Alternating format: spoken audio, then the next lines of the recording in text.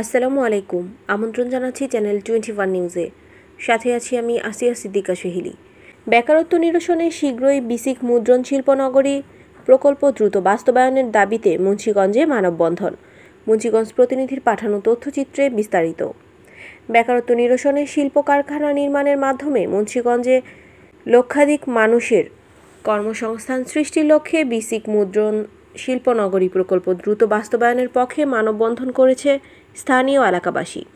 রবিবার সকাল 10:30টার দিকে সিরাজদিখান উপজেলার চিত্রকোট ইউনিয়নের মরিচা এলাকায় ঘণ্টাব্যাপী এই মানববন্ধন কর্মসূচি পালন করা হয়। এতে অংশ নেয় স্থানীয় 1.5 শতাধিক জমির মালিক ও কর্মহীন সংখ্যালঘু পরিবারের সদস্যরা।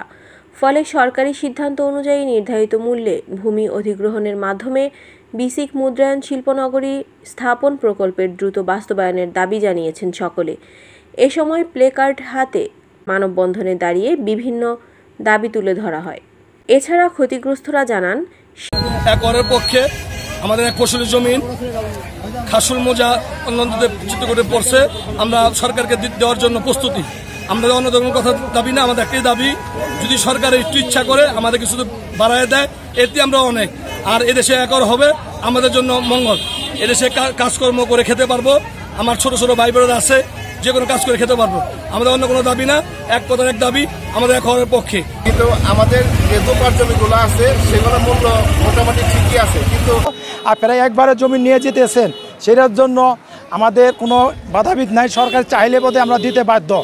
আমাদের এই মরিচার জমিগুলি নিচু, আমাদের এই দেশে কোনো উন্নতি নাই। আমরা এই একরে খুব সন্তুষ্ট। আমাদের দেশে উন্নতি হবে, আমাদের ছেলেপেলে চাকরি করে খাইতে পারবে। আমাদের এই একর দরকার, তাই আমরা সরকারের কাছে অনুরোধ করতেছি, আমাদের জমির দাম কিছু বাড়ায় দেওয়া হোক, এই আমাদের আবেদন। আর না হয় আমরা একরের পক্ষে আছি।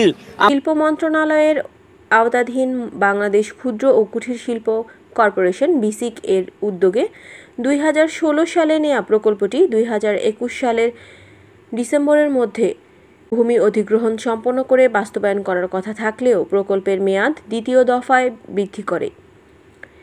সরকারের নিজস্ব অর্থায়নে প্রকল্পটি বাস্তবায়নের সময় নির্ধারণ করা হয়েছে 2024 সালের 31 ডিসেম্বর পর্যন্ত। এদিকে স্থানীয়দের দাবির বিষয়টি প্রকল্প বাস্তবায়নের ক্ষেত্রে গুরুত্ব সহকারে দেখা হচ্ছে জানিয়ে প্রকল্প পরিচালক মোহাম্মদ নিজামুদ্দিন জানান, ইতিমধ্যে প্রকল্পের ভূমি অধিগ্রহণের কার্যক্রম সম্পন্ন হয়েছে। জমির মালিকরা ক্ষতিপূরণের টাকা গ্রহণের জন্য আবেদন করেছেন। এর প্রেক্ষিতে তাদের চেক প্রদানের কার্যক্রম চলমান রয়েছে। শীঘ্রই প্রকল্প বাস্তবায়নের কাজ সম্পন্ন করা হবে। এই ছিল এখনকার মতো। পরবর্তী সংবাদ দেখার আমন্ত্রণ রইল। এতক্ষণ সাথে থাকার জন্য ধন্যবাদ।